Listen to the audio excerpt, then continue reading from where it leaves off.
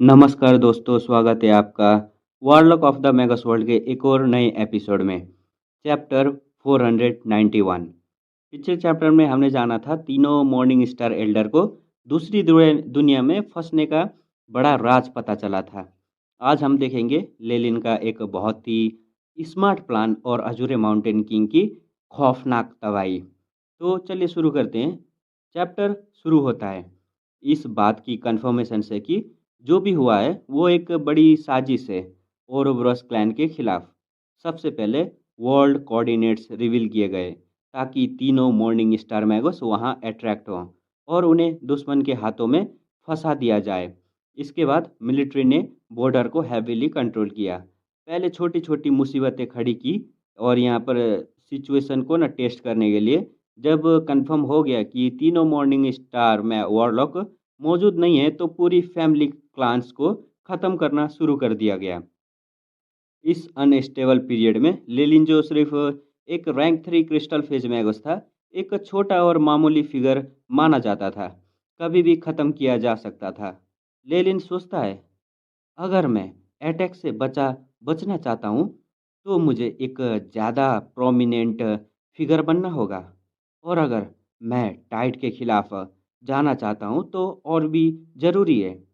कुछ सोच विचार के बाद उसकी नज़रों में ज़्यादा दृढ़ता आ जाती है। जो भी मॉर्निंग स्टार से नीचे हैं उन्हें मामूली फिगर माना जाता है, लेकिन जो मॉर्निंग स्टार रिलम से आगे एडवांस कर जाते हैं उनका क्या। उसकी आंखों में चमक उठती है। सिर्फ मॉर्निंग स्टार से ऊपर के रैंक पे ही एडवांस करके ही मैं अपनी ताकत खुद डिसाइड कर सकता हूँ। तब मैं किसी और की मर्जी से छोड़कर यहाँ ख़त्म नहीं किया जाऊँगा। लेलिन तुरंत अपने एआई चिप से पूछता है, मॉर्निंग स्टार रेलम का डाटा कलेक्शन का प्रोग्रेस क्या है। एआई चिप बताता है, मॉर्निंग स्टार रेलम डिडक्शन अभी 34.5% कंप्लीट है। लेलिन हमेशा से इस एरिया के डाटा पे फोकस्ड रहा है, लेकिन एक्चुअल स्पेसिमेन की कमी की वजह से प्रोग्रेस अभी तक आधा भी नहीं हुआ है, और रिसेंट प्रोग्रेस अजूरे माउंटेन किंग के क्लोन की वजह से ही मिला है, जिसने प्रोग्रेस को काफ़ी बढ़ाया। लेलिन याद करता है कि मॉर्निंग स्टार तक एडवांस होने के लिए उसने क्या क्या तैयार किया है। लामिया फिंगरबोन तैयार है, ब्लड लाइन कॉम्पोजिशन एक्सपेरिमेंट की हुई है, और बार बार टेस्टिंग भी हो चुकी है। कोई गलती नहीं होगी। अब सिर्फ एआई चिप की मॉर्निंग स्टार रियलम डिडक्शन बची है। ये तीन फैक्टर ही लेलिन को कॉन्फिडेंस की वजह से अपनी मॉर्निंग स्टार एडवांटेज को लेकर बहुत ज़्यादा कॉन्फिडेंट है। एआई चिप वार्न करता है, अभी का प्रोग्रेस काफ़ी नहीं है। पॉइंट मास बनाते वक्त गलतियां से बचने के लिए कम से कम 50% या उससे ज़्यादा प्रोग्रेस चाहिए। लेनिन सोचता है, एक और मॉर्निंग स्टार मैगोस के क्लोन का सैंपल काफ़ी होगा। उसकी आंखों में दृढ़ता चमकती है। वो अपने हाथों को ऊपर करता है, जिस पे एक स्टोनी रुइन एकदम न छेद छेद दिखाई देती है। वो सोचता है, अगर ये अभी भी काम नहीं करता तो हम इससे भी जोड़ेंगे। और इम्पोर्टेंट कंटेंट मतलब कॉन्टेक्स्ट, एक मैगस जो अभी अभी क्रिस्टल फेज में आया हो और पॉइंट मास बनाने के मॉर्निंग स्टार तक एडवांस करना चाहता हो, उससे नॉर्मली कई 100 साल की ना एक्यूमुलेशन और मेहनत लगती है। लेलिन ये जानता है, लेकिन उसके पास समय नहीं है। उसके पास बहुत सारे हिडन ट्रम्प कार्ड हैं, और उसकी समझ उस लेवल तक पहुंच चुकी है जो कई 100 साल की क्रिस्टल फेज मैगस से भी ज़्यादा गहरी है। अब सीन शिफ्ट होता है पारवेल फैमिली के टेरिटोरी को एज पे। वहाँ एक मैगोस खड़ा है, तारों पर एकदम तारों जैसी चमकती आंखें, लंबे ब्लू बाल, गुस्से से लाल चेहरा। उसके सामने अनगिनत हाई रैंक्ड वॉरलॉक और उससे भी ज़्यादा कॉमन सोल्जर खड़े हैं। दूर यहाँ पर डोरी एक ना जाइंट सिटी का ना आउटलाइन दिख रहा है यहाँ पर दूर पे, जिस पे आग लग चुकी है जो पूरे शहर को निगल रही है। वहाँ एक रेजिडेंट की चीखें और सिसकियाँ जलती हुई आग के बीच से मैगस तक पहुँच रही है। यहाँ पर ना एगोनी और रेजेंटमेंट कुछ लोग मिलकर एक खौफनाक एग्जिस्टेंस को यहाँ पर जन्म दे सकते हैं। लेलिन की पिछली दुनिया के मुकाबले इस दुनिया में एनर्जी की पावर ज़्यादा रिएक्टिव है। यहाँ कुछ भी पॉसिबल है। लेकिन अजूरे माउंटेन किंग ने एक बार भी अपनी बाहें नहीं सिकुड़ी। ऐसा लगता है जैसे हजारों लोगों का खात्मा करना उसके लिए एक मक्खी मारने जैसा लगता है। कोई इमोशन नहीं। एक वार्लॉक रिपोर्ट करता है, 7 शहर खत्म हो चुके हैं, 50 लाख से ज़्यादा कैजुअलिटीज हैं, 10 से ज़्यादा हाई रैंक वार्लॉक मर चुके हैं। अजूरे माउंटेन किंग ठंडी मुस्कान के साथ कहता है, सोचने वाली बात है कि ओरोबोरोस क्लैन अभी भी एक ऑस्ट्रिच की तरह अपना सर एकदम रेत में गाड़ चुका है। लगता है गिलबर्ट और बाकी सब पहले से ही दूसरी दुनिया में फंस चुके हैं। उसकी इस बार की विजिट सिर्फ लेलिन के लिए नहीं थी, बल्कि मॉर्निंग स्टार मैगोस की रिएक्शन टेस्ट करने के लिए थी। अगर वो एल्डर यहाँ मौजूद होते तो क्या वो देखते रहते, मतलब यहाँ देखते रहते वो इतना तबाही मचा रहे हैं, तो वारलॉक का टेम्पर अक्सर बहुत गर्म होता है। वो शायद सीधा अजूरे माउंटेन किंग पे अटैक कर देते। लेकिन अब दूसरी पार्टी की high ranked military power eventually रोक के रखी गई है। हाई रैंक्ड वॉरलॉक की रेंफोर्समेंट भी क्योटिक लग रही है। इसी वजह से उन्हें इतनी आसानी से मास्कियर किया जा रहा है। वो सोचता है, मैंने पहले सोचा था कि मेरा क्लोन यहाँ ख़त्म हो जाएगा, लेकिन अब मुझे लगता है इससे ज़्यादा फायदा मिल सकता है। उसकी आंखों में ग्रीड चमक उठती है, जो वो छुपा नहीं पाता, लेकिन वो तुरंत अपना चेहरा एकदम एक्सप्रेशन लेस बना लेता है। उसके यहाँ पर चेहरे पर एकदम एक्सप्रेशन ग्लूमी हो जाते हैं। लेलिन फार्लियर, वो गहराई से भी उस इंसान का नाम पुकारता है जिसने उसे इतना नुकसान पहुंचाया कि उसके क्लैन की इज्जत खराब हो गई। यहाँ पर उम्मीद करता हूँ तुम इतना जियोगी कि वो दिन देख सको जब मैं ओरोब्रस क्लैन पे पीक एकदम अटैक करूँगा। अजूरे माउंटेन किंग ठंडी मुस्कान के साथ हंसता है। अचानक उसकी बाहें सिकुड़ जाती हैं, आंखें बड़ी हो जाती हैं। ये हो रहा, ये हो रहा। इसने यहाँ आने की हिम्मत की। उसके चेहरे की मसल ना थोड़ी क्रैम्प हो जाती हैं एकदम, क्योंकि ना यहाँ पर वो बोलता है कि अपना आजूरे माउंटेन किंग, क्योंकि तुमने मरने की ख्वाहिश है, मैं तुम्हारी मदद करने का पूरी तरह तैयार हूँ।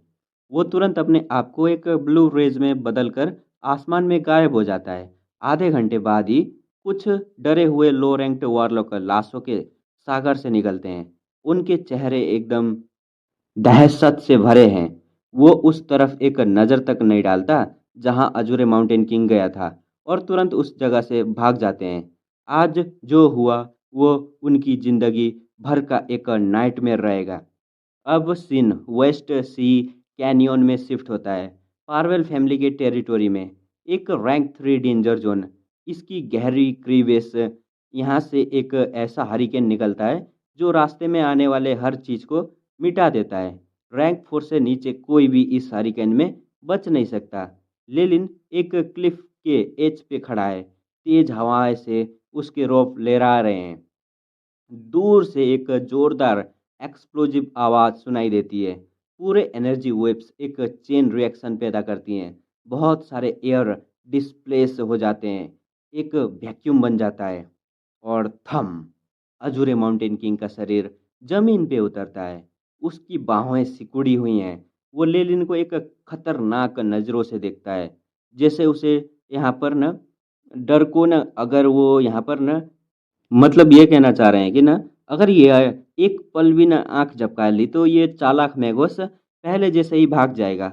अजूरे माउंटेन किंग कहता है, ये सोचने वाली बात है कि तुम मेरे सामने आने की हिम्मत करते हो। क्या मुझे तुम्हारी हिम्मत के लिए ताली बजानी चाहिए?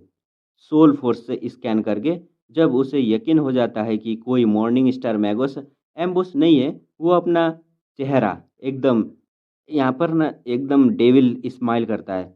चाहे लेलिन का पहले वाला अटैक कोई निशान छोड़ ना पाया हो, अपमान अभी भी बाकी है। इसे सिर्फ लेलिन के नए खून से ही मिटाया जा सकता है। लेलिन हल्के से हंसता है, मैं क्यों ना आने की हिम्मत करूंगा। तुम तो बस एक क्लोन हो जो मॉर्निंग स्टार रिलम तक ब्रेक थ्रू नहीं कर सकता, और वैसे भी मैं इस रीजन का इन्फोर्जर हूँ। तुमने जो जुर्म किए हैं ना, उनका फैसला मुझे ही करना है। यहाँ लेलिन की चालाकी एकदम समझी जाती है। वो ऑब्वियसली ये खुलासा नहीं कर सकता कि तीनों चीफ वॉरलॉक गायब हो चुके हैं, इसलिए वो अपनी इन्फोर्जर वाली पोजीशन को एक स्मोक स्क्रीन की तरह यूज करता है, क्योंकि वो इस रीजन का इन्फोर्सर है। अगर वो कंफर्म करे कि ना वो खुद यहाँ टास्क कंप्लीट नहीं कर सकता, तो हेडक्वार्टर से रेइंफोर्समेंट आ जाएगी। ये एक न्यूट्रल एक्सक्यूज है।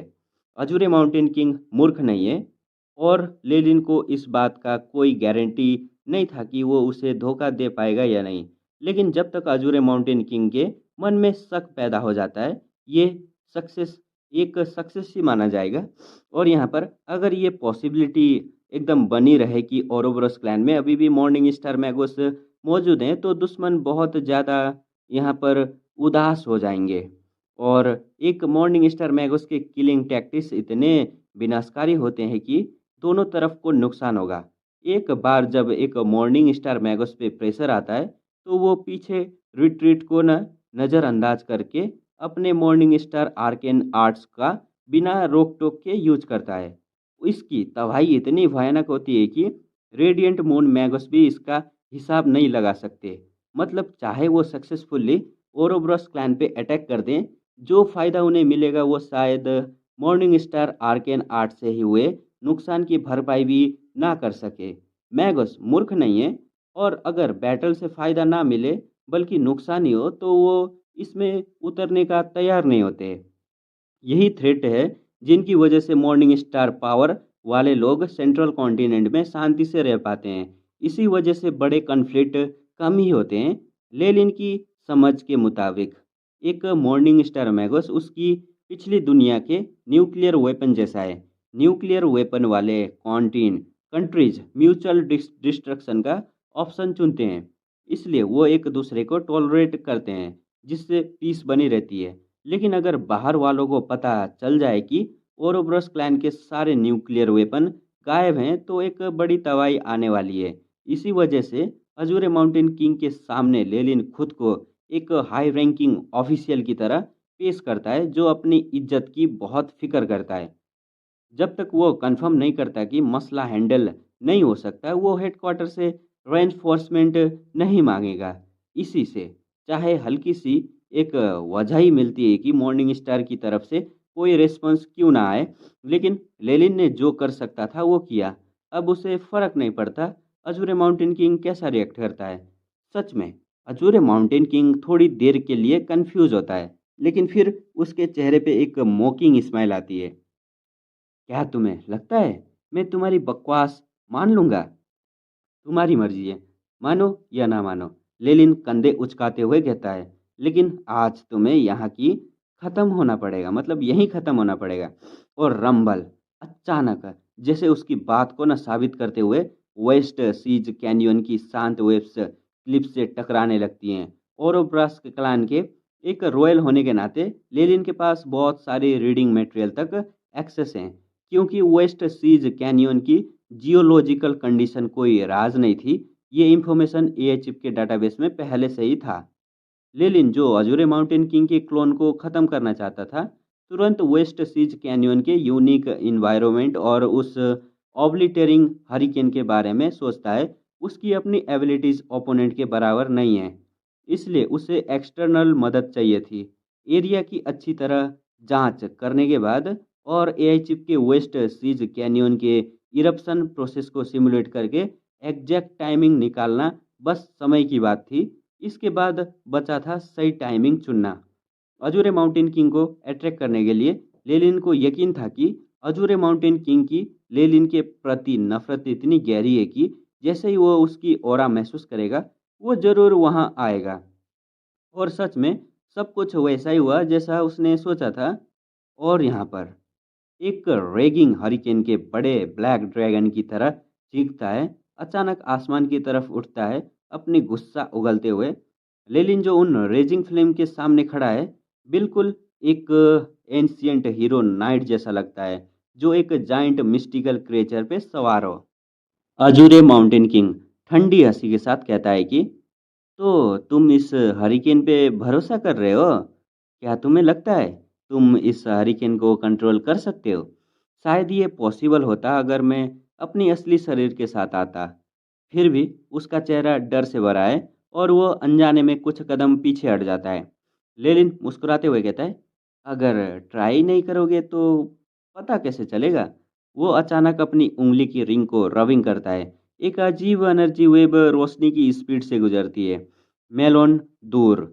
यहाँ पर पार्कर अपने कम्युनिकेटर को देखते हुए सीधा ऑर्डर देता है, एक्टिवेट। स्नोपी तुरंत चिल्लाता है, ऑपरेशन शुरू। नंबर 1 एनर्जी रिएक्टर तैयार करो। और यहाँ पर element particle gathering device complete हो चुकी है। ग्राउंड वाइब्रेशन शुरू कर रहे हैं। बहुत सारे वॉरलॉक यहाँ पर चींटियों की तरह मेहनती काम में लग जाते हैं। एक एक करके उस ह्यूज प्रीमिडियल रिएक्टर की सरफेस पे अजीब सिंबल चमकने लगते हैं। रंबल। जमीन जैसे जिंदा हो जाती है। एक बड़ी मात्रा में एनर्जी बाइंड होके लेनिन की डायरेक्शन में ट्रांसमिट होती है। एक वायलेंट अर्थक्वेक वारलॉक के लिए ज़्यादा मुश्किल नहीं बनाता। स्नूपी अपने माथे का कोल्ड पसीना पोंछते हुए अपने ग्रैंडफादर के पास जाता है। उसके चेहरे पर परेशानी साफ दिखाई देती है। ग्रैंडफादर, क्या मेंटोर सफल होंगे? मैंने ये आइडिया पहले कभी नहीं सुना। नहीं, मैं तो सपने में भी ऐसा सोच नहीं सकता। अगर कोई भी नोड गलत हुआ तो मेंटोर के साथ जो होगा वो अपनी बात पूरी भी नहीं कर पाता जब एक मोटा मस्कुलर हाथ उसके कंधे पे रखा जाता है। पार्कर कहता है, स्नूपी, तुमने अपने मेंटोर पे भरोसा करना होगा। पार्कर की आंखों में लेलिन के लिए रेस्पेक्ट छुपती नहीं है। वो सबसे गहरा स्कॉलर और सबसे स्ट्रिक्ट मैगस है जो मैंने कभी देखा है। एक बार लॉर्ड फैसला ले लेते हैं ना, तो वो जरूर सही होगा। हमें बस प्लान को फॉलो करके एग्जीक्यूट करना होगा। 100 साल से ज़्यादा समय उनके साथ इंटरेक्ट करते हुए, चाहे स्टेंट हो या नॉलेज, लेलिन ने इन लोगों को पूरी तरह अपने तरफ कर लिया था। स्नोपी सर हिलाता है। उसकी पहले वाली चिंता गायब हो जाती है। एक दूसरी जगह तनाशा भी वही काम कर रही है। एक बिल्कुल सीधी लाइटिंग रोड जो होरिजन तक पहुंचती है, काले पत्थरों के ढेर पे मजबूती से खड़ी है। थंडर गुजती है, लाइटनिंग चमकते हैं। बहुत सारे ब्लू इलेक्ट्रिक वेव्स एकदम ग्राउल करते हुए उस ब्लैक नीडल की तरफ बढ़ते हैं, फिर अलग अलग दिशा में उस डिफाइंड रास्ते से फैलते हैं। तनाशा थोड़ी एक्साइटेड होके दिल ही दिल में एकदम प्रार्थना करती है, सर, उम्मीद है आप सफल होंगे। एकदम एक मतलब नंबर 1 तैयार कंप्लीट हो गई है। और नोड 2 रिव्यू कंप्लीट हो गया है। और नोड 3 चार्ज करने की तैयारी में है। यहाँ पर कुछ तो चल रहा है इन लोगों के बीच। न्यूक्लियर न्यूक्लियर न्यूक्लियर, काफ़ी बार न्यूक्लियर का आवाज़ आया है, तो न्यूक्लियर ही ऐसा ही कुछ बना रहा होगा। ये चिप से लगातार डाटा आता रहता है। बहुत सारी ब्लू इंफॉर्मेशन विंडो लिलिन की आंखों के सामने चमकते हैं। रंबल। वो हाउलिंग हरिकेन जो आसमान में एकदम बना था ना, हो रहा था, ऐसा लगता है जैसे कोई उसे ना कंट्रोल कर रहा हो। वो धीरे धीरे ट्रांसफॉर्म होके लेलिन के पीछे कन्वर्ज होने लगता है। विंड स्ट्रॉम गरजते हैं, डार्क गैस को खत्म करते हैं, एकदम रास्ते की पत्थर और प्लांट को धूल में बदल देते हैं। फिर वो अजूरे माउंटेन किंग को पूरी तरह घेर लेता है। अजूरे माउंटेन किंग की आंखें हैरान होके फटने की तैयार है। कैसे? ये कैसे पॉसिबल है? तुम कैसे? एक मामूली rank 3 phase crystal phase Magas इतनी भारी पावर कैसे रख सकता है? यहाँ आने की बाद उसने अपनी सोल फोर्स से जरूर टेस्ट किया था कि कोई मैगस एम्बुस में नहीं है और ना ही कोई स्पेल फॉर्मेशन का निशान था। लेलिन हरिकेन के ऊपर खड़ा होकर जैसे एक दूसरी दुनिया का देवता हो, कहता है, मैं सोल फोर्स स्कैन से कुछ भी छुपा नहीं सकता। इसलिए मैंने यहाँ कुछ प्लान नहीं किया। इसलिए जो सबसे करीब का स्पेल फॉर्मेशन मैंने सेट किया है वो 45 किलोमीटर दूर है। अंडरग्राउंड हरिकेन को यहाँ पर पॉइंट के जरिए मैनिपुलेट किया जा रहा है और टेम्पोररली कंट्रोल में रखा जा रहा है। मैं इसे फारकास्ट सपोर्ट स्पेल फॉर्मेशन कहता हूँ। दूसरे एरिया से आने वाले छोटे छोटे इन्फ्लुएंसेस के यहाँ पर सुपर इम्पोज करके उसने आखिरकार हरिकेन पे कंट्रोल पा लिया था। और इम्पोर्टेंट डिटेल यहाँ का, एकदम न कम बोलने में आसान है लेकिन करना इतना आसान नहीं है। मतलब इसमें खौफनाक तौर पे कॉम्प्लेक्स कैलकुलेशन चाहिए जिन्हें पर यहाँ पर ना इम्पॉसिबल तक न कहा जाता है।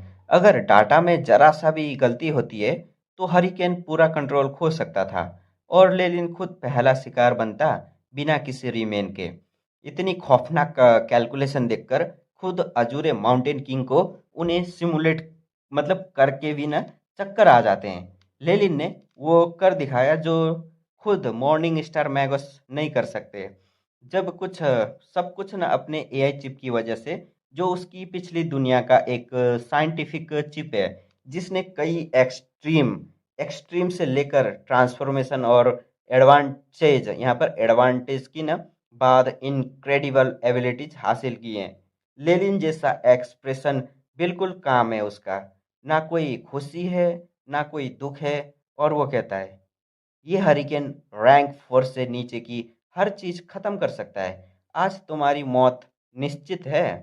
लेकिन वो हरिकेन जो उसके कंट्रोल में है अचानक चीखता है। एक जोरदार ब्लैक विंड अजूरे माउंटेन किंग के चारों तरफ घूमने लगती है, जैसे उसे हरिकेन की आंख की तरफ खींचा एकदम ना खींचना चाहती हो। नहीं, मैं अभी खत्म नहीं हुआ हूँ। अजूरे माउंटेन किंग की आंखें लाल हो जाती हैं, उसके फेशियल मसल कांप रहे हैं। जब वो अचानक यहाँ पर ना गजरता है ना, गरजता है ना, तो यहाँ पर ना उसके मसल एकदम कांपने लगते हैं। एक्सप्लोजिशन एकदम गूंजते हैं जब क्रिस्टल क्लियर सोल फोर्स उसके शरीर पे एक डिफेंसिव फिल्म में बदल जाता है। और यहाँ पर फ्लेम खौफनाक एकदम खौफनाक हो जाते हैं, जो मैजिक आर्टिफैक्ट के लेवल तक ना पहुंच चुकी हैं। एक एक करके यहाँ पर फटने लगते हैं। इस बड़े एक्सप्लोजिशन से एक खौफनाक ड्राइविंग फोर्स पैदा होता है और एक पल के लिए हरिकेन भी ब्लॉक हो जाता है। इस मुश्किल से मिले हुए मौके का फायदा उठाते हुए अजूरे माउंटेन किंग तुरंत बैरियर तोड़ के भागने की कोशिश करता है। तुम भाग नहीं सकते। वो बड़ा मल्टी आर्म्ड रेस पैंथम लेलिन के पीछे गरजता है।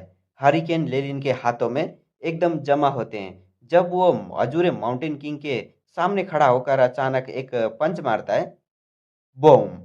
एक जायंट एंशियंट जायंट सांप की गरज की तरह हरिकेन की चीखों के साथ एक खौफनाक एनर्जी तुरंत पहले वाले एक्सप्लोजिशन को बुझा देती है और अजूरे माउंटेन किंग के शरीर को चीर देती है। चाहे वो सोल पावर ही क्यों ना हो, हरिकेन के एकदम न घेरने से वो बहुत जल्दी खत्म हो जाती हैं।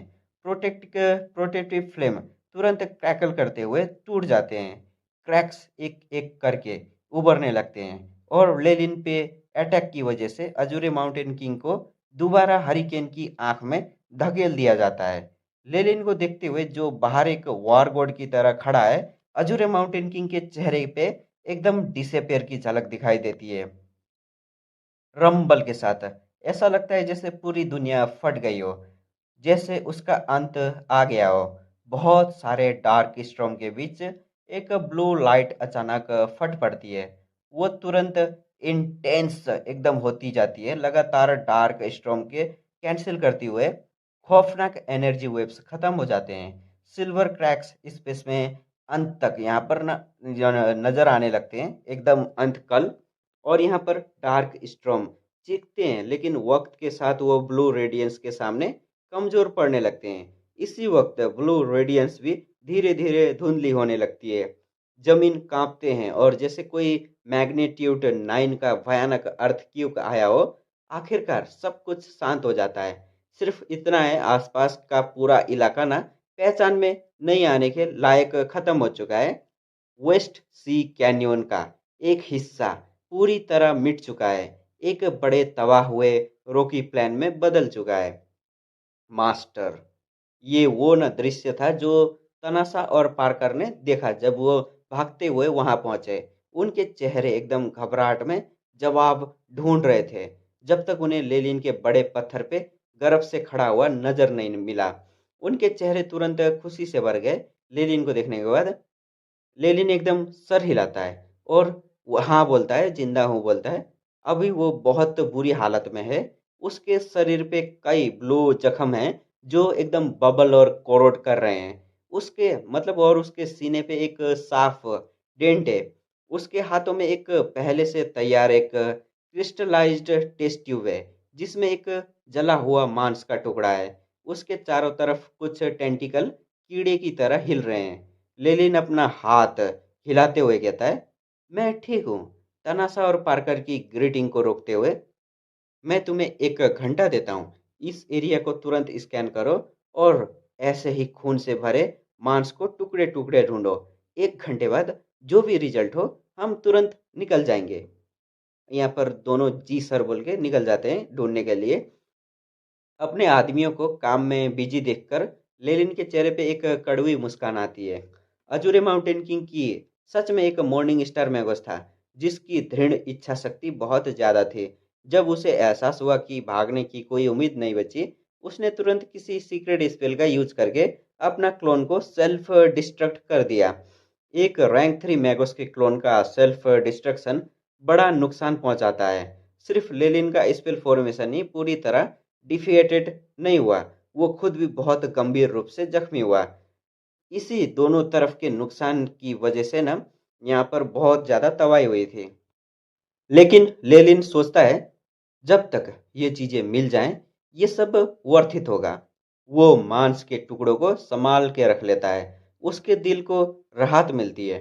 चाहे अजूरे माउंटेन किंग उसने सिर्फ सेल्फ डिस्ट्रैक्ट कर दिया हो, जिससे उसका पूरा शरीर कलेक्ट करने का मौका मतलब मिल गया ना मौका, तो इन खून से भरे मांस के टुकड़ों की टिश्यू स्ट्रक्चर एआई चिप के लिए काफ़ी लंबे समय तक स्टडी करने के लिए काफ़ी है। और इन्हें हासिल करने के बाद एआई चिप की मॉर्निंग स्टार रियलम की डिडक्शन कम से कम 50% से या उससे ज़्यादा तक बढ़ जाएंगी। लेलिन अपना चिन एकदम स्ट्रोक करते हुए कहता है, अगर ऐसा है तो हमारे कंडीशन लगभग पूरी तरह सेट हो चुके हैं। बस हमें अजूरे माउंटेन किंग के काउंटर अटैक के लिए तैयार रहना है। पहले वो और ओकहार्ट क्लान अपना मकसद पूरा करने के लिए अपनी जान देने को तैयार थे। अब दूसरी पार्टी के मॉर्निंग स्टार ने अपना क्लोन लेलिन के हाथों खोया है। जरूर अजूरे माउंटेन किंग अब पागल हो रहा होगा। लेलिन गहरी सोच में डूब जाता है। हम इस टेरिटोरी में ज़्यादा देर नहीं रह सकते। हमें तुरंत ऑर्गेनाइजेशन वापस जाके इवैक्यूएट करना होगा। चाहे अभी भी ओरोब्रस क्लैन के कोर में लिलिन का अपना ओनिक्स कैसल शांत लगता हो, रोबिन की पार्वेल फैमिली की भी न यही न दुखद हालत हो चुकी थी। शायद अभी सिर्फ ना फोस्फोरस स्वयं वाला हेडक्वार्टर एरिया ही जबरदस्ती स्टेबिलिटी में मेंटेन कर सकता है। चाहे उनके पास मॉर्निंग स्टार बैटल पावर की कमी हो, जब तक बाहर वाले इस बात को लेकर कंफर्म नहीं है, कुछ समय के लिए इसे सीक्रेट रखना कोई बड़ी बात नहीं होगी। इसके अलावा ओरोब्रोस क्लैन की मेहनत से कमाई हुई एक्यूमुलेशन और मॉर्निंग स्टार वॉरलॉक एंसेस्टर्स के बनाए हुए स्पेल फॉर्मेशन और डिफेंस इंस्टॉलेशन की वजह से एक मॉर्निंग स्टार मैगस को कुछ वक्त के लिए रोकना भी एकदम मुश्किल नहीं है। अब लेनिन को सबसे ज़्यादा ज़रूरत है समय का। इसी वजह से इसी वजह से कि ओरोब्रोस क्लैन के हेडक्वार्टर आने वाले समय में बहुत सारे दुश्मनों के लिए एक अटैक पॉइंट बनेगा। एक बार जब कंफर्म हो जाएगा कि मॉर्निंग स्टार बैटल पावर गायब है, तो उन्हें कई मॉर्निंग स्टार के एक एक साथ सीज का सामना करना पड़ेगा। उस उस वक्त हेडक्वार्टर के डेथ ट्रैप में एकदम वो फंस जाएगा। अगर वो बाकी टेरिटोरीज खोते हैं और फोस्फोरस सैम पे अटैक होने से पहले मॉर्निंग स्टार लेवल तक एडवांस नहीं कर पाते, तो हेडक्वार्टर के सारे वॉरलॉक के पास सिर्फ मौत स्वीकार स्वीकार करने के अलावा कोई ऑप्शन नहीं बचेगा। लेलिन सोचता है कि सब कुछ मिलाकर फोस्फोरस स्वैम्प अभी सबसे सेफ जगह है, लेकिन आखिर में सबसे खतरनाक भी बन सकती है। वो हल्के से मुस्कुराते हुए कहता है, बस इतना ही है। क्या मेरे पास कोई और ऑप्शन है? उसे यकीन है कि अजूरे माउंटेन किंग अब उसका पीछा कर रहा होगा। एक बार ओरोब्रोस क्लैन से बाहर निकलते ही उसे डर है कि वो अगला दिन भी नहीं देख पाएगा। और यहाँ पर उसके रैंक 3 क्लोन के मुकाबले असली जो है ना, अजूरे माउंटेन किंग एक मशहूर मॉर्निंग स्टार मैगस है। और पावर का फर्क इतना बड़ा है कि कोई भी स्ट्रेटजी काम नहीं आ सकती। इसलिए लिलिन के पास एक गैम्बल लेने के अलावा कोई ऑप्शन नहीं बचा। अच्छी बात यह है कि उसने पहले ही ओपोनेंट का क्लोन खत्म कर दिया था, जिससे उसे और ओरोब्रस क्लैन को थोड़ा एक्स्ट्रा समय मिल गया है। वरना अगर वो अजूरे माउंटेन किंग को और ट्रबल मचाने देते, तो बाकी पावर हंगर पार्टीज को पता चल जाता कि ओरोब्रोस क्लैन में अब कोई मॉर्निंग स्टार मैगस डिफेंड नहीं कर रहे हैं। वो तुरंत शार्क की तरह उनकी तरफ आना शुरू कर देते हैं। अभी क्योंकि लेलिन ने अजूरे माउंटेन किंग के मामले को खुद सॉल्व कर दिया, उसका अनुमान है कि गिलबर्ट और बाकी लोग उसकी ताकत देखकर चुप रहने का फैसला करेंगे। यही लेलिन का चाहता था। उनके दिमाग में थोड़ा सा डर और शक तो होना ही चाहिए। लेलिन अपने दांत बीजते हुए कहता है, मॉर्निंग स्टार रियलम, मुझे मॉर्निंग स्टार रियलम तक पहुंचना ही होगा। तानासा एक ट्रांसपेरेंट बॉक्स लेकर आती है। मेरे लॉर्ड, ये हमारा हार्वेस्ट है। बॉक्स के अंदर कुछ मांस के टुकड़े और बाल हैं, और तो और खून से सने हुए कपड़े और फैब्रिक्स भी हैं। लेनिन कहता है, बहुत खूब। तुम्हारे योगदान के लिए मैं तुम्हें बाद में कंट्रीब्यूशन पॉइंट के रूप में रिवार्ड दूंगा। अभी चलो घर चलते हैं। अपने सबऑर्डिनेट के सामने लेनिन अपना मास्टर वाला अंदाज वापस अपना लेता है। अपने मैगस टावर पे वापस पहुंचते ही ग्रीन टावर गेनी के ग्रीटिंग सुनते ही लेलिन को लगता है जैसे वो एक पूरी जिंदगी के लिए बाहर था। उसकी ये यात्रा एक बैंक्वेट से शुरू हुई थी, फ्रेया की क्रिस्टल फेज एडवांटेज की सेलिब्रेशन से। किसने सोचा था कि इतने कम समय में इतना बड़े बदलाव हो जाएंगे। पूरा ओरोब्रस क्लैन क्राइसिस में है और खत्म होने की काफी करीब में आ चुका है। गिलबर्ट और बाकी दो एल्डर की मिशन का फेल हो जाने से कुछ ऐसा था जो लेलिन कभी प्रिडिक्ट नहीं कर सकता था। मॉर्निंग स्टार मैगोस की मिशन का पूरी तरह फेल हो जाना एक ऐसी बात थी जिससे लेलिन ने कभी सोचा भी नहीं था। मॉर्निंग स्टार मैगोस के दबाव के खोने के बाद ओरोब्रोस क्लैन में तुरंत इंस्टेबिलिटी दिखने लगी। लेलिन अपनी टावर गेनी को ऑर्डर देता है, पूरा एक्सपेरिमेंटल डाटा ये चिप में बैकअप करो। सारे ओरिजिनल एक्सपेरिमेंट खत्म करो। नेचुरल रिसोर्स से शुरू करके ट्रांसफर की तैयारी करो। Authorization confirmed. Spiritual force connect हो गई है। डाटा ट्रांसमिशन चल रहा है। एक ह्यूमन मैगस के मुकाबले टावर गेनी का कॉम्प्लियंस लेवल फर्स्ट क्लास जैसा है। तुरंत एक लिंक एआई चिप और टावर गेनी के बीच बन जाता है। लेलिन की हमेशा से ये आदत रही है अपनी इम्पोर्टेंट एक्सपेरिमेंटल डाटा को एआई चिप में बैकअप करने की। जो गेनी के पास था वो सिर्फ एक छोटा सा हिस्सा था, और लेलिन अपना डाटाबेस से छेड़छाड़ छेड़ भरने का समय नहीं निकालता था। वो कहना चाह रहा है कि सबसे इम्पोर्टेंट स्टेप था एक्सपेरिमेंट को खुद खत्म करना। पिछले 100 साल से लेलिन सीक्रेटली कई ब्लड लाइन्स एक्सपेरिमेंट करता रहा है। उसे खुशकिस्मती से ना कोई क्लोज नहीं छोड़े, वरना वो बड़े मुश्किल में पड़ जाता। फॉर्मेशन गेनी के कमांड फॉलो करते हुए बहुत सारे सीक्रेट रास्ते और दरवाजे खुलने लगते हैं। छुपी हुई जगहें और स्टोरेज फैसिलिटीज रिवील होती हैं। अंदर बहुत सारे मैगस क्रिस्टल और प्रीसियस ऑब्जेक्ट चमकती रोशनी और रंगीन तरीके से लाइट कर रहे हैं। आंखों के लिए एक दावत है। और लेलिन लेलिन एक गहरी सांस लेता है और बहुत सारे स्टोर्ड मैगस क्रिस्टल चुन लेता है। उसे यकीन है कि ना उसने इस बार अजूरे माउंटेन किंग को पूरी तरह प्रोव अप कर दिया है। इसलिए उसे अपना मैगस टावर एकदम ना बचा पाने की कोई ज़्यादा उम्मीद नहीं है। फॉस्फोरस स्वैम्प के में यहाँ पर ना मेन हेडक्वार्टर के मुकाबले उसका मैगस टावर सबसे पहले तबाह होगा, क्योंकि उसने मेन हेडक्वार्टर में एकदम शरण लेने का फैसला कर लिया है। वो अपने मैजिक क्रिस्टल किसी को फायदा उठाने देना नहीं चाहता, इसलिए वो उन्हें पहले ही हटा लेता है। ये सब सोचते हुए वो उस एक्सपेरिमेंटल रूम की तरफ मुड़ता है जहां उसने लामिया रेडिएशन एब्जॉर्ब की थी। कॉम्प्लिकेटेड और यहाँ पर मेटिकुलस वेरिफिकेशन के बाद लेलिन क्रिस्टल बॉल के बीच में चमकती हुई मिल्की वाइट बोन देखता है। ए चिप लेलिन का चेहरा बदलते हुए जब वो पुकारता है तो यहाँ पर शुरू होता है कॉम्पैबिलिटी स्कैन शुरू। डाटा अनस्क्रैम्बेबल हो रहा है। बहुत सारा डाटा ब्लू स्ट्रिक की तरह रोशनी के रूप में लेलिन की आंखों से निकलकर उस क्रिस्टल बॉल में जाता है जो एक मशीन ने पकड़ा हुआ था। 2 मिनट के बाद डाटा ट्रांसफॉर्मेशन के बाद एक क्लियर आवाज गूंजती है, जैसे क्रिस्टल बॉल की सरफेस पे एक पिन साइज का छेद नजर आता है जो धीरे धीरे बड़ा होता जाता है। लेलिन कहता है, यह ये वही चीज़ है जिस पे मेरा मॉर्निंग स्टार एडवांटेज सबसे ज़्यादा डिपेंड करेगा। वो एक क्रिस्टल से बना बॉक्स निकालता है और बहुत सावधानी से लामिया बोन उसे रख कर यहाँ पर लॉक कर देता है। इससे पहले वो लामिया बोन अपने पास रखना नहीं चाहता था। गिलबर्ट को पता चलने का डर से मतलब था उसे, लेकिन अब जब हेडक्वार्टर में एक भी मॉर्निंग स्टार वॉरलॉक नहीं है, लिलिन को किसी बात से डर नहीं है।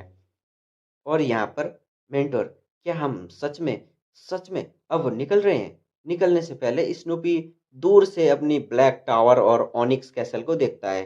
उसके आंखों में उसे छोड़ने का एक अनिच्छा साफ दिखाई देता है। 1000 से मतलब 1000 साल से ज़्यादा वक्त यहाँ रहने की वजह से उसका इस जगह से एक मतलब ना जज़्बात लगाव हो चुका है। इसी वजह से वो हिचकिचाता है। इसी तरह कुबलेर, पार्कर और बाकी लोग जो लेनिन के पीछे खड़े हैं, उन्हें भी वही हिचकिचाहट और अनिच्छा महसूस होती है। चाहे उन्होंने लेनिन के ऑर्डर फॉलो करते हुए अपना सारा सामान पैक कर लिया हो, यहाँ पर यहाँ पर लेनिन ना जवाब एकदम ना मतलब क्लियर कर देता है। हमें जाना ही होगा। तुम्हें पता होना चाहिए अभी सिचुएशन क्या है। मैं हेडक्वार्टर के अलावा बाकी हर जगह खतरनाक में होंगे। पार्कर और बाकी लोग एकदम गंभीरता से सर हिलाते हैं। उन्हें अभी तक 3 मिसिंग मॉर्निंग स्टार मैगोस के बारे में पता नहीं चला है। लेकिन जो मतलब कियोस हुआ है, वो उन्हें लंबे समय तक अलर्ट रखने के लिए काफ़ी है। जो मैगोस 300, 400 या 500 साल तक जीते हैं, वो सब बहुत इंटेलिजेंट होते हैं। और रीसेंट इवेंट ने उन्हें एकदम समझाया है कि कुछ अजीब चल रहा है। इसलिए लेनिन के फैसले के लिए उनका सपोर्ट एकदम 100% है। अपना थोड़ा-सा मतलब ना अपने थोड़ा कन्फ्यूज़ अप्रेंटिस को देखते हुए लेनिन सर हिलाता है और उसके कंधे पर थपकी देता है। हम वापस आएँगे, मैं वादा करता हूँ। और यहाँ पर स्नूपी भी बोलता है कि मुझे आप पे विश्वास है मेंटर। स्नूपी ना एकदम जज्बात के साथ सर हिलाता है। पार्कर दूसरी तरफ एक फोर्स्ड मुस्कान देता है। उसे उसे तो ना कुछ मतलब यहाँ पर सस्पिशियस लगता है। अब वो सीन फास्फोरस स्वयं के अंदर शिफ्ट होता है।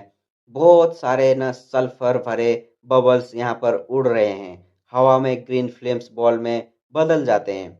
स्वयं के बीच में खड़ी हुई वॉरलॉक सिटी हमेशा की तरह बीची है। असल में पॉपुलेशन और भी बढ़ चुकी है। सिर्फ एक या दो फैमिलीज नहीं, हवा में अजीब यहाँ पर सब महसूस कर सकते हैं। शुरुआती दिनों में जब बॉर्डर पे इंस्टेबिलिटी थी, बहुत बहुत से मार्क्यूस और काउंट्स ने अपनी फैमिलीज और सर्वेंट को यहाँ शिफ्ट कर दिया था, जिससे सिटी की पॉपुलेशन ज़्यादा बढ़ गई है। जहाँ तक उनके टेरिटोरीज का सवाल है, उन्हें उसकी कोई चिंता नहीं है। इंटरेस्टिंग पर्सपेक्टिव ये है कि सोसाइटी के टॉप पे बैठे वॉरलॉक के लिए कॉमनर्स जंगली घास जैसे होते हैं। उन्हें काट देने के बाद स्प्रिंग में वो फिर से उग जाते हैं। इसलिए अगर टैक्सेस कम किए जाएं तो 10 साल से भी कम समय में पॉपुलेशन फिर से बूम कर जाएगी। चाहे इन्वेडिंग ट्रूप्स हो या डिफेंस ट्रूप्स, उन्हें इन कॉमनर की रिसोर्स की ज़रूरत नहीं होती। इसलिए कॉमनर जंग से पहले और बाद में भी बिना बड़े बदलाव के अच्छी ज़िंदगी जी सकते हैं। वॉरलॉक का सबसे बड़ा अफसोस है अपने कैसल, मैगस टावर और ऐसी चीज़ें खोना, बिल्कुल जैसे लेनिन जिसने ना अपने मैगस टावर अपने खुद के टेरिटोरी में बनाया था। उसका अनुमान है कि जंग खत्म होने के बाद उसका टावर भी खत्म हो जाएगा और फर्क नहीं पड़ता है दुश्मन कौन है। वो निर्मम होने मतलब होंगे और स्ट्रक्चर का फायदा उठाएंगे। और एक बार जब टावर गैनी अपने मास्टर को पहचान लेती है तो वो कभी नहीं बदलती। इसलिए टोटल डिस्ट्रक्शन ही एक मात्र तरीका है। और यहाँ पर लेनिन, लगता है तुम्हारे और ओकाट क्लैन के बीच की दुश्मनी बहुत गंभीर है। इस लेटेस्ट इंटेलिजेंस रिपोर्ट के मुताबिक तुम्हारी टेरिटोरी उनके द्वारा ऑक्युपाई की गई है और तुम्हारा मेगास टावर ध्वस्त कर दिया गया है। फ्रिया मुस्कुराते हुए इंटेलिजेंट रिपोर्ट लेनिन को देती है। ये गंभीर है। लेनिन अपनी नाक एकदम सहलाते हुए कहता है, उनका चीफ भी मेरे हाथों मरा है। अपने दिल में वो एकदम चुपके से ना जोड़ता है और एक मॉर्निंग स्टार का क्लोन भी यहाँ पर जोड़ते हुए ना मनी मन कह रहा था, यहाँ पर अगर दूसरी पार्टी उसे पोलाइट होती तो ये सच में अजीब होता। ओरोब्रस क्लान हेडक्वार्टर में शिफ्ट होने के बाद 10 से ज़्यादा दिन गुजर चुके हैं और इस समय में बहुत कुछ हुआ है। हर टेरिटोरी में यहाँ पर अनकीजिंग डेंज यहाँ पर हुए हैं और कई फोर्सेस इन एरिया से इन्वेट कर रही हैं। नेचुरली लेलिन की टेरिटोरी भी बच नहीं पाई। फ्रिया ने भी अपनी टेरिटोरी खो दी है, इसलिए वो लेलिन को थोड़ा दूसरों की तकलीफ में खुशी मतलब ढूंढने वाली बात कर रही थी और उसे छेड़ भी रही थी। और यहाँ पर लेकिन लेलिन फ्रिया की मुस्कान के पीछे छुपी हुई दर्द और बेचैनी को महसूस कर सकता है। इस बार दुश्मन की ताकत ने बहुत सारे लोगों को मतलब उम्मीदों से आगे निकल के अजूरे माउंटेन क्लान की सिर्फ एक हिस्सा है और भी ज़्यादा पावरफुल फोर्स अभी तक ना खुद को दिखाने वाले हैं। और यहाँ पर बहुत ज़्यादा तबाही हो चुकी है, उम्मीद से ज़्यादा लोग मर चुके हैं। ओरोब्रस क्लैन दिखने में स्ट्रोंग है लेकिन असल में कमजोर है और ये बात सबको दिख रही है। इसी वजह से बॉर्डर पे हुए छोटे मोटे झगड़े पूरी टेरिटोरीज को न टेक ओवर में बदल गए हैं और यहाँ पर फॉस्फोरस स्वैम्प के आउटर रीजन भी बच नहीं पाए।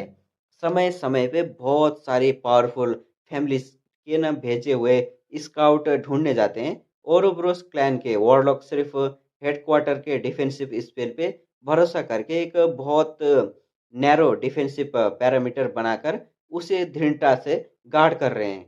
कोई भी यहाँ पर सोचने समझने वाला इंसान बता सकता है कि अगर मॉर्निंग स्टार मिलिट्री स्टेंट जल्दी ओरोब्रोस क्लैन में नजर नहीं आती तो पूरे क्लान को तुरंत खत्म होने से कोई नहीं रोक सकता। लेनिन पूछता है, एस्ट्रल गेट का क्या प्रोग्रेस है? फ्रेया की स्ट्रॉन्ग और जिद्दी पर्सनैलिटी देखकर लेनिन उसे सीधा कंसोल नहीं कर सकता था, वरना उसकी प्राइड को चोट पहुंचेगी। इसलिए वो टॉपिक बदलकर एक सवाल पूछता है। असल बात यह थी, सारी प्रॉब्लम की जड़ तीनों एल्डर हैं। अगर वो तुरंत आ जाएं, चाहे उनमें से सिर्फ एक ही पब्लिक में अपना चेहरा दिखा दे, तो ना सिर्फ पूरे ओरोबरोस क्लैन के वॉरलॉक को उनके पिलर ऑफ स्ट्रेंथ से कॉन्फिडेंस मिलेगा, बल्कि दुश्मन स्काउट की संख्या भी काफी कम हो जाएंगी। फ्रिया कड़वी मुस्कान के साथ कहती है, टेक्नोलॉजी डिपार्टमेंट के कुछ मार्क्यूस कई दिनों से वहां काम कर रहे हैं, लेकिन आखिर में सिर्फ मॉर्निंग स्टार मैगोस स्टेटस वाले कोई ही एस्ट्रल गेट खोल सकता है, वरना कोई भी बॉडी को क्रॉसओवर सपोर्ट नहीं कर सकता। उन्हें बचाना तो दूर, हमारे पास यहाँ कोई ऐसा इंसान ही नहीं है जो एस्ट्रल गेट खोल सके। फ्रेया को देखते हुए लेलिन के अंदर ये बात पता है कि उसके दिल में ब्लड ड्यूटीज एमा और बाकी दो मॉर्निंग स्टार वॉरलॉक के साथ कुछ यहाँ पर मतभेद हैं, लेकिन क्योंकि वो उनकी स्टूडेंट है वो कुछ कह नहीं सकता। लेलिन एकदम लंबे सांस लेते हुए कहता है, तुम अपने मेंटर को दोष नहीं दे सकती। पुर्गाटोरी वर्ल्ड का मतलब आकर्षण इतना बड़ा है कि कुछ भी यहाँ पर मतलब ना उसके उससे ऊपर तो कुछ भी नहीं है। लेलिन के दिमाग में ना एक और ना चिंता घूम रही है। अजूरे माउंटेन सिटी वाली फैक्शन से ज्यादा उससे उस मैगुस की चिंता है जिसने ये पूरा ट्रैप ना सेट किया था। एक पूरी वर्ल्ड कोऑर्डिनेट छोड़कर तीनों मॉर्निंग स्टार वॉरलॉक को फंसा देना, ये जरूर कोई मामूली इंसान नहीं है। अगर लेलिन का मेंटोर गिलबर्ट बाकी तो मॉर्निंग स्टार वॉरलॉक के साथ मिलता तो उनकी कंबाइंड स्ट्रेंथ एक रेडिएंट मून मैगस के बराबर होती, क्योंकि मास्टरमाइंड उनके खिलाफ इतना सक्सेसफुली स्कीम कर चुका है। इसका मतलब है कि असली स्टेंट जल्दी ही सामने आएगी। ये सिर्फ समय की बात है। अगर दूसरी पार्टी सीधा खुले में अटैक करे तो अभी का औरबरोस क्लैन रजिस्ट करने की कोई ताकत नहीं रखता और खुशकिस्मती से किसी अनजानी वजह से वो मास्टरमाइंड ट्रैप सेट करने के अलावा कोई और एक्शन नहीं ले रहा। कोई नहीं जानता उसे क्या रोक रहा है यहाँ पर। लेलिन चुपके से एकदम गेस करता है कि शायद उस मास्टरमाइंड ने भी लेलिन के मेंटोर के खिलाफ स्कीम करते वक्त किसी खतरनाक काउंटर अटैक का सामना किया हो और उसे भी कुछ हिडन लॉस हुआ हो। वो शायद अभी भी रिकवर कर रहा है, वरना वो ऐसा गोल्डन मौका कभी हाथ से नहीं जाने देता। फिर भी ओरोब्रस क्लैन पे जो प्रेशर है वो बहुत ज़्यादा है। थोड़ा सा और जो पूरी तरह कोलैप्स हो जाएंगे।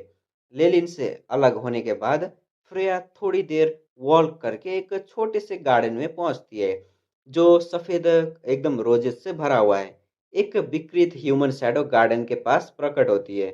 जब फिगर साफ होती है, एक क्रिम्सन मैगोस रोब पहने हुए वॉरलॉक फ्रेया के सामने झुकता है।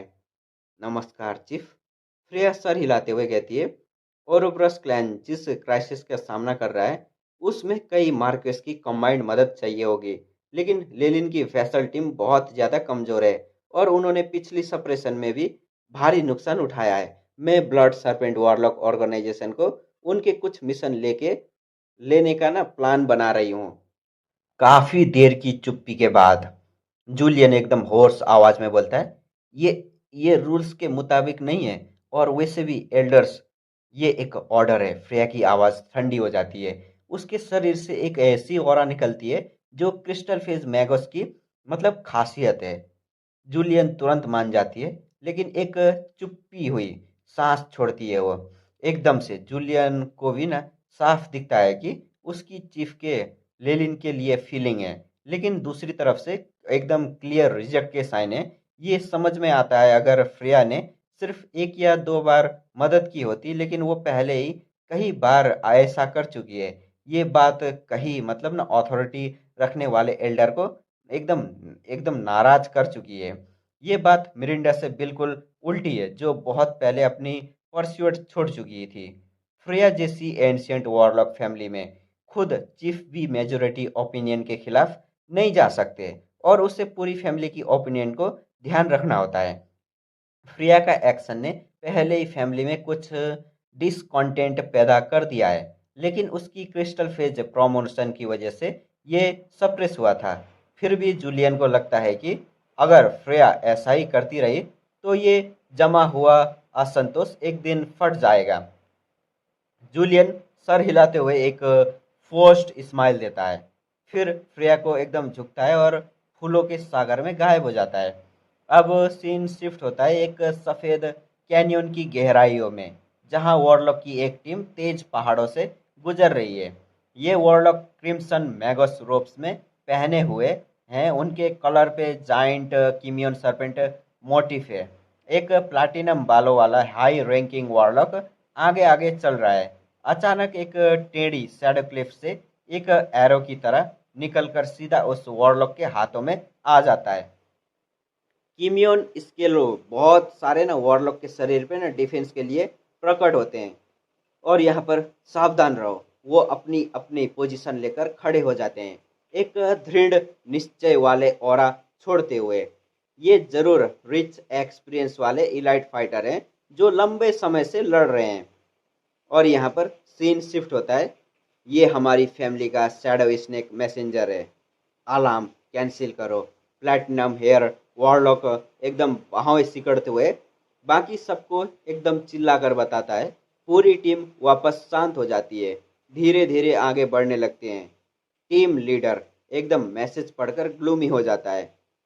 वो सच में वो चाहते हैं हम इन फोर्जर लेलिन के वेसल को सपोर्ट दें। वो अपनी चीफ के इस फैसले से खुश नहीं है, लेकिन फैमिली चीफ की पोजीशन एकदम अथॉरिटी इम्प्रिंट देखकर वो अपने दांत बीसते हुए चिल्लाते हैं, घुमाओ, हम 3 टक्स आइलैंड की तरफ जा रहे हैं, और जल्दी। वो अभी भी ऑर्डर ना मानने और फैमिली से धोखा देने का कॉन्सिक्वेंसेस से एकदम डरे हुए हैं।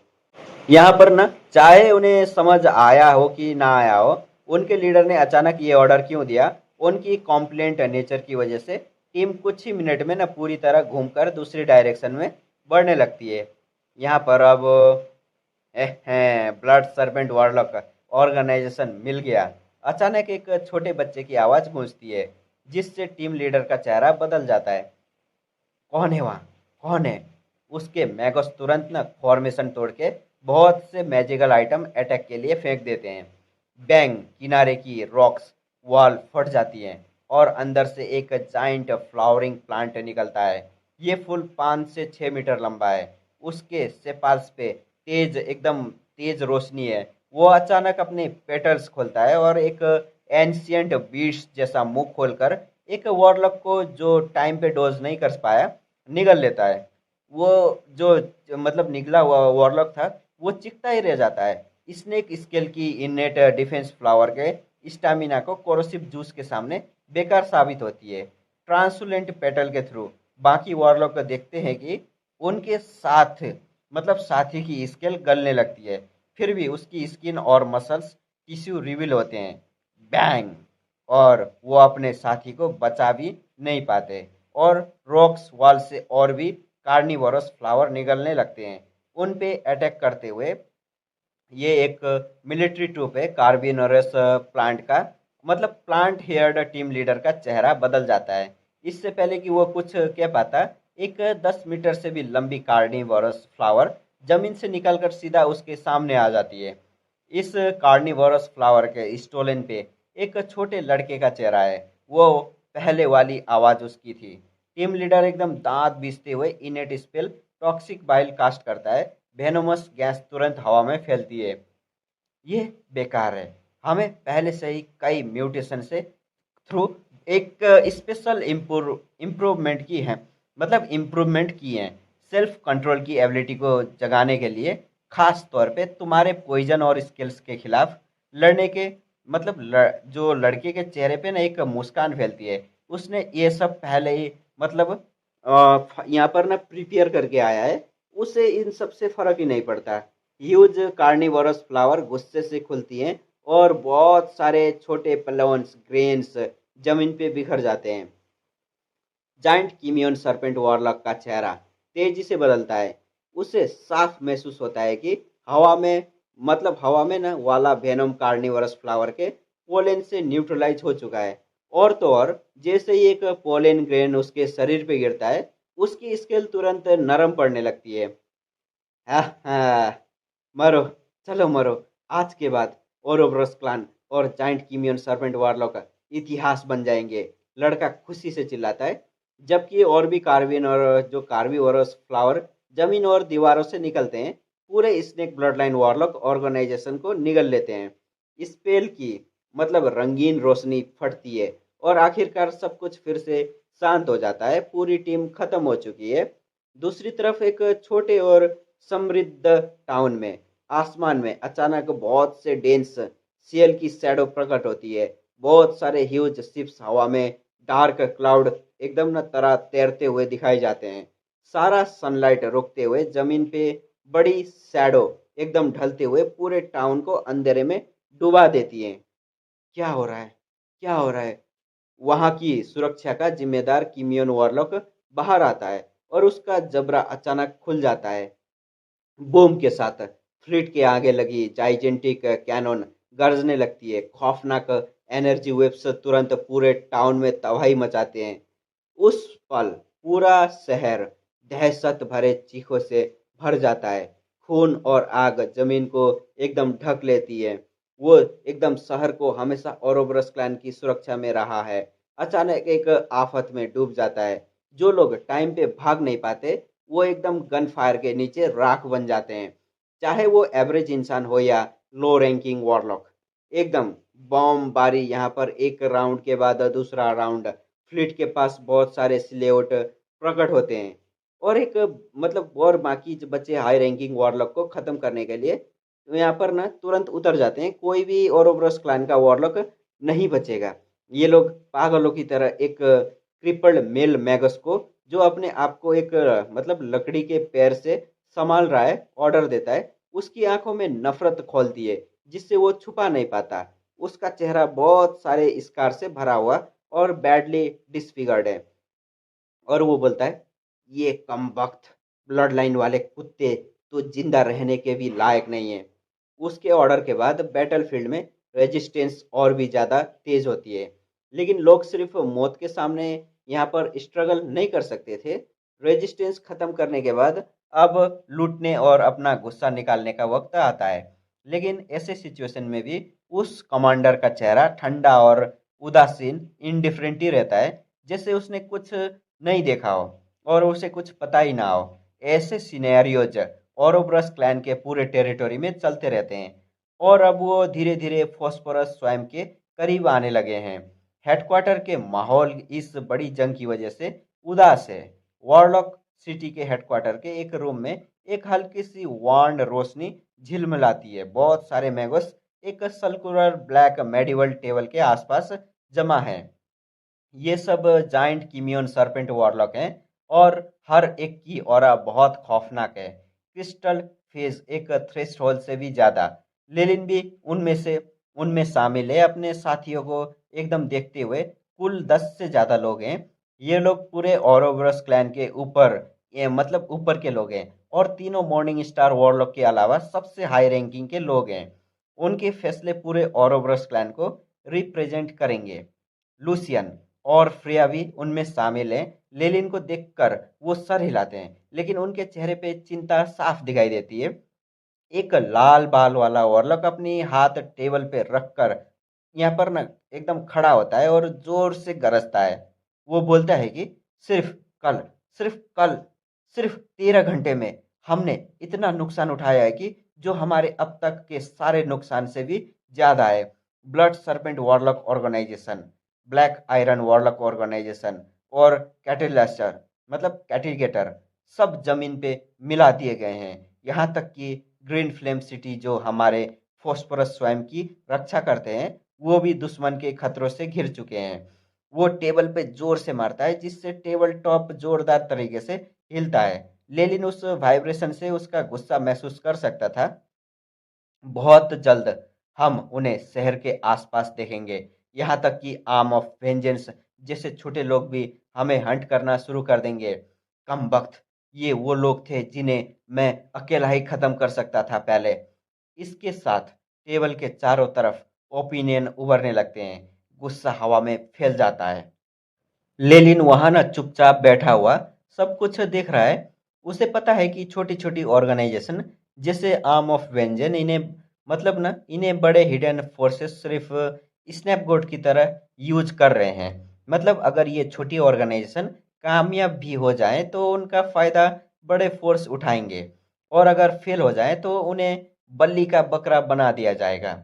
एक रेड हेयर्ड वॉरलॉक सबको मोटिवेट करने की कोशिश करता है। वो कहता है कि उनके पास दो कीमियोन गारगोइल्स हैं और एल्डर का छोड़ा हुआ एक स्पेल फॉर्मेशन भी है, जिससे वो एक मॉर्निंग स्टार मैगस को भी एकदम सामना कर सकते हैं। बस उन्हें थोड़ा टाइम चाहिए जब तक तीन मेंटोर एस्ट्रल प्लान से वापस नहीं आते। फिर ना बारी आती है एकदम, यहाँ पर क्या नाम है भाई, बहुत अजीब नाम है इसका। इसका नाम चैड, चैड बोलते हैं इसको। चैड जो उनके टेक्निकल डिपार्टमेंट का हेड है, वो कंफर्म करता है कि एल्डर ने सच में एस्ट्रल गेट खोला था और किसी दूसरी दुनिया में चले गए हैं। लेकिन ये कंफर्म नहीं हो पाया कि वो पुर्गाटोरी वर्ल्ड है या नहीं। एकदम चार्ड कहता है कि उसे सिर्फ 5 दिन चाहिए कोऑर्डिनेट्स कैलकुलेट करने के लिए। रेड हेयर्ड वॉरलॉक अब सबको अपनी अपनी रेस्पॉन्सिबिलिटी देता है। जब लेलिन की बारी आती है तो उसे वेस्ट जोन की डिफेंस संभालने को कहा जाता है, लेकिन लेलिन मना कर देता है। वो कहता है कि उसके पास एक इम्पोर्टेंट इंटर प्लानर एक्सपेरिमेंट है जिससे वो सिर्फ 3 दिन में मेंटोर के कोऑर्डिनेट्स ढूंढ सकता है। यहाँ पर एक कैरेक्टर आता है, फैजल, जो ओरोब्रस क्लैन में काफ़ी टाइम से पावर होल्ड किए हुए हैं। वो लेलिन को चैलेंज करता है और उसे टॉन्ट करता है कि क्या वो सिर्फ एक एक्सपेरिमेंट के लिए अपनी रेस्पॉन्सिबिलिटी छोड़ रहा है। यहाँ पर फ्रेया बीच में आती है और कहती है कि वो खुद लेलिन का डिफेंस जोन भी संभाल लेगी अपने जोन के साथ साथ। फैजल थोड़ा यहाँ पर गुस्सा हो जाता है लेकिन मान जाता है, और स्टोरी में ये क्लियर होता है कि फ्रेया लेलिन के लिए अपने फैमिली के इंटरेस्ट तक कुर्बान करने को तैयार है। ये उनके रिश्ते की डेप्थ दिखाता है। एक्चुअली में लेलिन का इम्पोर्टेंट एक्सपेरिमेंट सिर्फ एक बहाना था फेजल को ट्रिक करने के लिए, लेकिन फ्रेया ने अनएक्सपेक्टली उसकी मदद कर दी, जिससे लेलिन थोड़ा गिल्टी और कंफ्यूज फील करता है। मीटिंग के बाद लेलिन अपने एआई चिप से कनेक्ट करता है और देखता है कि मॉर्निंग स्टार रेलम के बारे में उसकी इंफॉर्मेशन अब 52.7% पहुंच गई है। अजूरे माउंटेन किंग के क्लोन का फ्लैश एनालाइज करने के बाद इसका मतलब है कि अब उसके पास मॉर्निंग स्टार रेलम में एडवांस करने के लिए सारी ज़रूरी नॉलेज है। और यहाँ पर ना रिवील होता है सबसे बड़ा सीन, शिफ्ट होता है किसी अनजान जगह पर जहाँ कुछ मिस्टीरियस ये हाई लेवल प्रोजेक्शन होते हैं जो किसी भी जगह से दूसरी जगह देख सकते हैं बिना फिजिकली यहाँ स्पिरिचुअल फोर्स प्रेजेंट करते हुए। और यहाँ पर दिखाया जाता है आसपास में बात कर रहे हैं ये पावरफुल एंटिटीज डिस्कस करते हैं कि उनका प्लांट लीजियन और एयरफोर्स ये ओरोबोरस क्लैन के अगेंस्ट अच्छी प्रोग्रेस कर रहा है। एक वॉइस वार्न करती है कि शायद गिलबर्ट और बाकी मॉर्निंग स्टार सिर्फ वीकनेस का नाटक कर रहे हैं ताकि इन्हें एक्सपोज होने पे मजबूर किया जाए। यहाँ पे ना ये भी रिवील होता है कि अजूरे माउंटेन किंग का एक क्लोन ओरोबोरस क्लैन के एक यंग मेंबर के हाथों मार गया बिना किसी मॉर्निंग स्टार पावर की मदद के। ये सब मॉर्निंग स्टार मैगस के लिए बहुत बड़ी शर्म की बात है। और यहाँ पर इस मीटिंग के बाद ओरोबोरस क्लैन पे अटैक और ज़्यादा तेज हो जाते हैं और अजूरे माउंटेन सिटी और नेफस जैसी फोर्स अपनी आर्मी ओपनली ओरोबोरस टेरिटोरी में भेज देते हैं, जिससे बहुत बड़ा स्लॉटर होता है। फ्रंट लाइन धीरे धीरे उनके हेडक्वार्टर फोस्फोरस स्वयं के करीब आते जाते हैं और पूरे सेंट्रल कॉन्टिनेंट के वेदर तक इस वार से अफेक्ट होने लगते हैं और बड़े बड़े मैगोस इस बैटलफील्ड की तरफ देखने लगते हैं। और यहाँ पर हम लोग वीडियो एंड करते हैं। मिलेंगे हम अगले एपिसोड में, तब तक के लिए बाय बाय।